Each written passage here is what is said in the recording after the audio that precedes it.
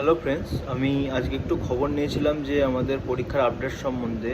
এবং আমি যেটুকু খবর পেলাম যে 29শে অক্টোবর থেকে 7ই নভেম্বরের মধ্যে আমাদের রেজাল্ট আউট হওয়ার একটা বড় সম্ভাবনা আছে। আর মোটামুটি 20 গুণ আমাদের ছেলে ডেকেছে পিএমটি আর পিএটির জন্য।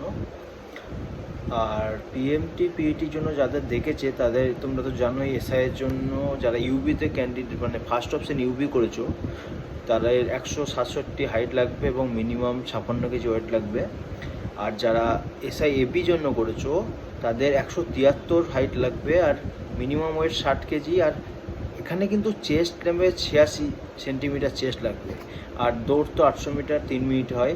আর ফিমেলদের জন্য 160 সেন্টিমিটার হাইট রেখেছে আর মিনিমাম ওয়েট 51 কেজি। আর ফিমেলদের দৌড় হয় 400 মিটার 2 মিনিটে।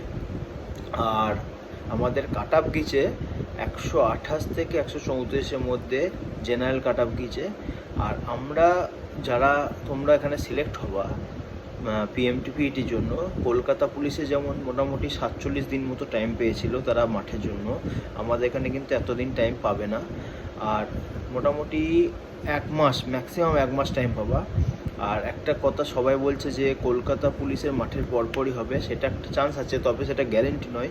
কারণ আমি জিজ্ঞাসা করলাম একজনকে, সে পিআরবিতেই চাকরি করে, সে বলছিল নাকি আমাদেরটা একটু লেটও হতে পারে।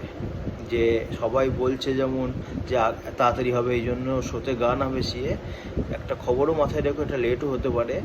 কারণ বলল সে একসঙ্গে এতগুলো পরীক্ষা তাদের কন্ডাক্ট করতে হচ্ছে, এই জন্যই তাদের লেট হতে পারে, তবে লেট হওয়ার চান্স কম। তবে আরেকটা ভালো হচ্ছে, যারা ডাব্লিউবি মানে কনস্টেবলের পরীক্ষা দিচ্ছ তাদের 100% তাড়াতাড়ি নিয়োগ হবে। একদম লিখে রাখো তাদের তাদের হচ্ছে আমাদের বেলায় যেমন ভোটের আগে নিয়োগ করেছিল, সেরকম 100% নিয়োগ করাবে তাদের ভোটের আগে।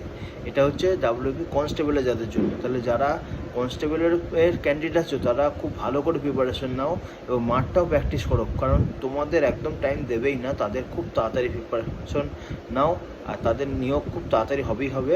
আর এসআইডেড ক্যান্ডিডেটরা তোমরা মাঠের জন্য প্রস্তুত হও, কারণ রেজাল্ট এই মাসের শেষের দিকে বেরোতে পারে। আর কালকে তোমরা সবাই জানো যে আমাদের অফিসিয়াল অ্যান্সার কি বেরিয়ে গেছে, তোমরা মিলিয়ে নিও তোমাদের কত কি ঠিক ভুল কি হয়েছে না হয়েছে। আর যারা ভাবছো তারা ডাক পাবা, এবং আমি যে কাট আপটা বললাম ওই কাট আপের মধ্যেই দেখবা আমাদের কাট আপ এসছে। আর তারা ভালো করে প্রিপারেশন শুরু করে দাও দৌড়ের জন্য, কারণ 800 মিটার দৌড়টা কিন্তু অতটা সহজ নয় যতটা সহজ ভাবছো। সেই সময় দৌড় কিন্তু স্টার্ট হয় মোটামুটি 9টা থেকে 12টা 1টা 2টো 3টে পর্যন্ত রানিং